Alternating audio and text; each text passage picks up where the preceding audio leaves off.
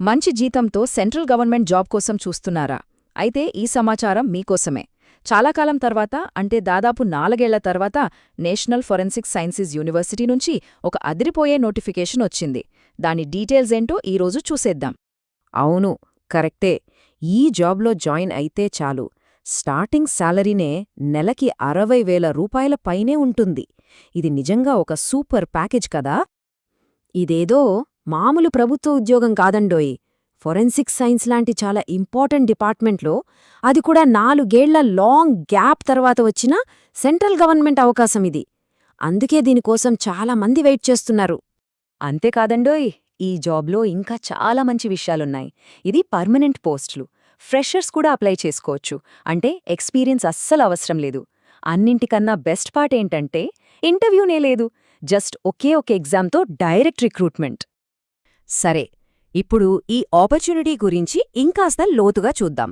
అసలు ఈ సంస్థ ఏంటి, వీళ్ళు ఆఫర్ చేస్తున్న ఈ ల్యాబొరేటరీ అసిస్టెంట్ పోస్ట్ డీటెయిల్స్ ఏంటి అన్నీ తెలుసుకుందాం.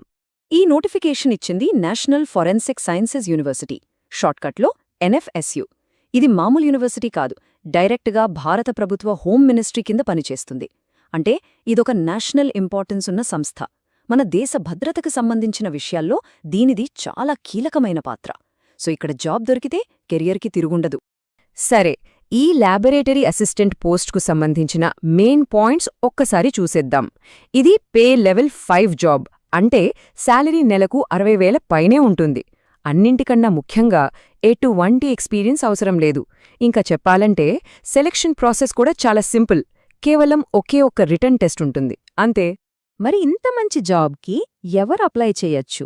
దీనికి కావాల్సిన క్వాలిఫికేషన్స్ ఏంటో ఇప్పుడు చెక్ చేద్దాం. First and foremost Indian citizen అయ్యుండాలి. అంటే మన దేశంలో ఏ రాష్ట్రం వాళ్ళైనా సరే ఈ జాబ్స్కి అప్లై చేసుకోవచ్చు. ఇక ఎడ్యుకేషనల్ క్వాలిఫికేషన్ విషయానికొస్తే బ్యాచిలర్స్ డిగ్రీ ఉంటే చాలు. కానీ ఇది ఫోరెన్సిక్ ల్యాబ్ జాబ్ కాబట్టి డిగ్రీలో ఇక్కడ కనిపిస్తున్న సైన్స్ సబ్జెక్టులలో కనీసం ఒక్కటైనా చదివి ఉండాలి. అంటే physics, chemistry, botany, zoology, pharmacy, ఇలా ఈ లిస్ట్లో ఉన్న ఏ ఒక్క సబ్జెక్ట్ డిగ్రీలో ఉన్నా ఎలిజిబులే. ఇక ఏజ్ లిమిట్ విషయానికొస్తే ఇది కేటగిరీని బట్టి మారుతుంది. జనరల్ కేటగిరీ వాళ్లకు మ్యాక్సిమం ఏజ్ 27 సంవత్సరాలు. అదే ఓబీసీ వాళ్లకైతే 30 ఏళ్ల వరకు, SC/ST అభ్యర్థులకైతే 32 ఏళ్ల వరకు ఏజ్ రిలాక్సేషన్ ఉంది. ఇంకో ముఖ్యమైన విషయమేంటంటే దివ్యాంగులకు, అంటే PWD క్యాండిడేట్స్కి వయస్సులో మంచి సడలింపిచ్చారు. వాళ్లు ఏకంగా 37 సంవత్సరాల వరకు అప్లై చేసుకోవచ్చు. ఇది నిజంగా గ్రేట్ కదా. ఓకే, ఎలిజిబిలిటీ అంతా క్లియర్ కదా. ఇప్పుడు అసలు ఎలా అప్లై చేయాలి, సెలక్షన్ ప్రాసెస్ ఎలా ఉంటుందో స్టెప్ బై స్టెప్ చూద్దాం. డేట్స్ జాగ్రత్తగా నోట్ చేసుకోండి. అప్లికేషన్స్ ఆల్రెడీ డిసెంబర్ 18న స్టార్ట్ అయ్యాయి.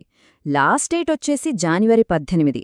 అంటే టైం చాలా తక్కువ ఉంది, సో త్వరపడాలి. ఇప్పుడు అప్లికేషన్ ఫీజు, ఇది చాలా ఇంపార్టెంట్ పాయింట్.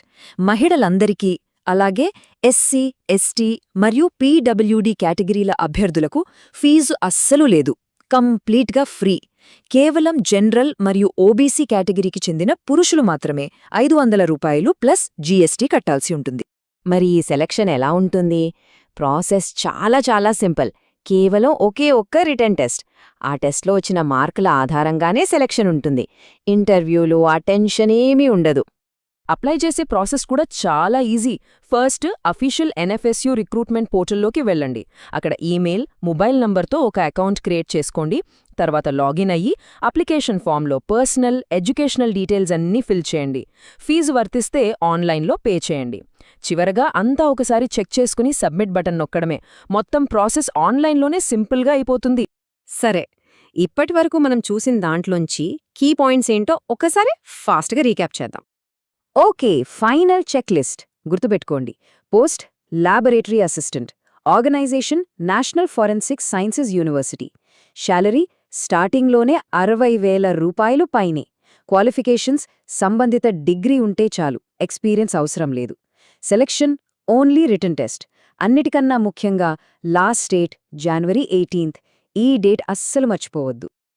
చూసారుగా, మంచి జీతం, జాబ్ సెక్యూరిటీ, సెంట్రల్ గవర్నమెంట్లో ఒక మంచి పొజిషన్. ఇలాంటి కెరియర్ కోసం ఎదురుచూసేవాళ్లకు ఇదొక గోల్డెన్ ఆపర్చునిటీ. మరి దాదాపు 4 ఏళ్లకొకసారి వచ్చిన ఈ రేర్ ఆపర్చునిటీ కెరియర్కి బ్రేక్ త్రూ అవుతుందంటారా?